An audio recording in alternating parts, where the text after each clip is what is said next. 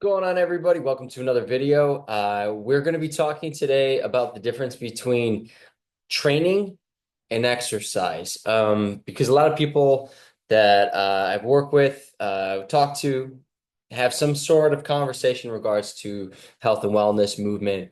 Um, People will say, I've been exercising for years. I've been exercising. I haven't seen changes. I haven't seen anything. I don't know why I'm not losing weight. I don't know why I'm doing this or that, or not doing this or that.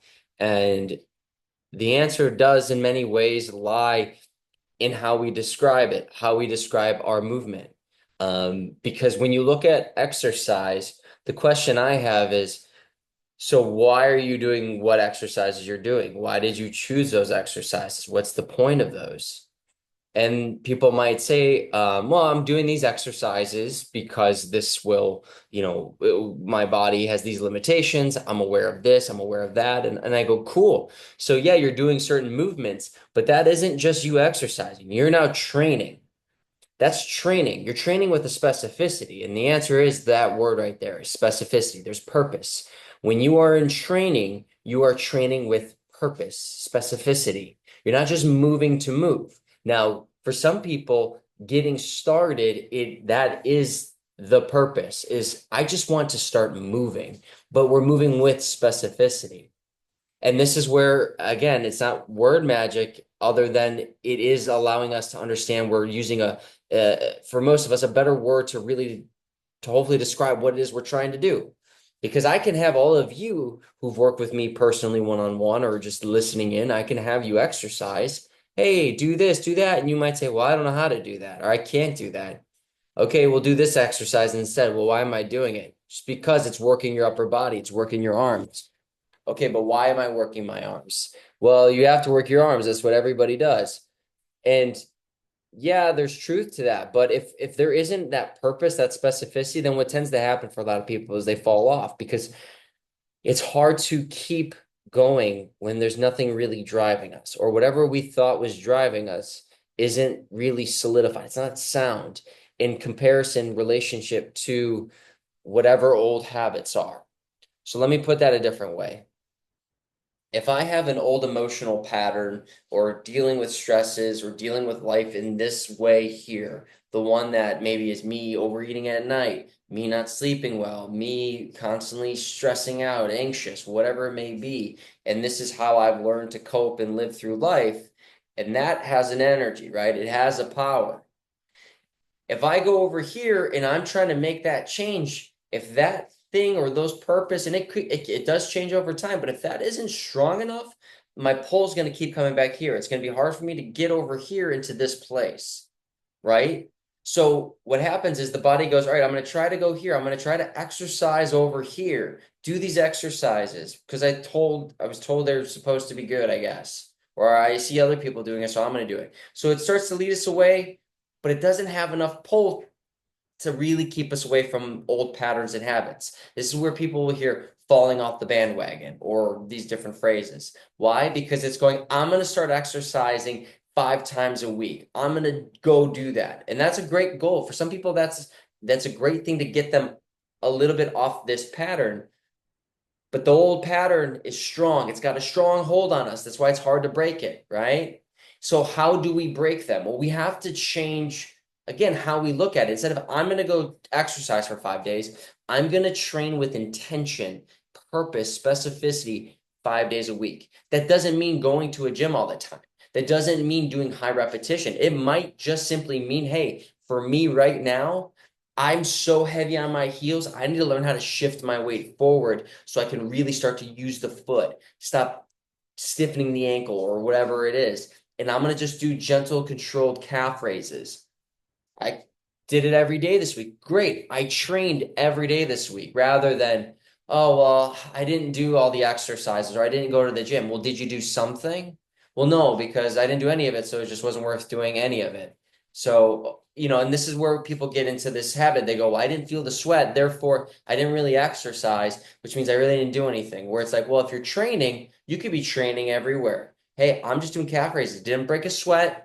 Didn't have this huffing and puffing, didn't have any of these responses, but I felt what it was like to shift my way forward, knowing what has been keeping me from these training methods to progress is old patterns, old habits. I'm locking out my knees a lot. I'm stiffening at the hips. I'm holding my breath too long. You start making those changes, you can see, hey, I could do that every day to some small varying degree. Every day, 5, 6, 7 days a week, you're going to be doing it. You're going to be breathing every day. I can control my breathing, relax my jaw. That's training. So when days when you're like, well, I didn't go hard today, it's like at least I know I did those fine-tuning pieces. Hey, controlling my jaw when I'm trying to breathe, keeping my weight forward when I'm washing the dishes. That is still training. And this is where hopefully I'm making sense here is when we can look at training because it's a specificity on these little micro, these micro level type changes, and then obviously the macro. Where are we trying to get to? What is the ultimate goal? I want to lose 50 pounds or whatever. Okay. Well, my knees, my back, my everything's hurting. So for me to just start trying to run and do all that stuff, I can't do that. Therefore, a lot of people think because I can't do these exercises, well, now I can't get my goal. And then we fall back again, old habits, old patterns, old coping mechanisms, everything else. And then this is where people find themselves in the vicious cycle. So what am I ultimately saying? Let's start looking at us moving is training. In order for it to be training, we have to start getting specific. What is my body communicating? What pains, what discomforts, what things that feel good in the sense of like, hey, this movement feels good. Listening to that communication, start now making subtle changes, not thinking I have to go to the gym for, 6, 7 days a week in order for it to actually mean anything. You could be doing training at any time of the day. And training could be as simple as, hey, I've been heavy on my heels my whole life. I need to learn how to shift my weight forward. Can I do that for this next 10, 15, 20 seconds and just feel what that feels like?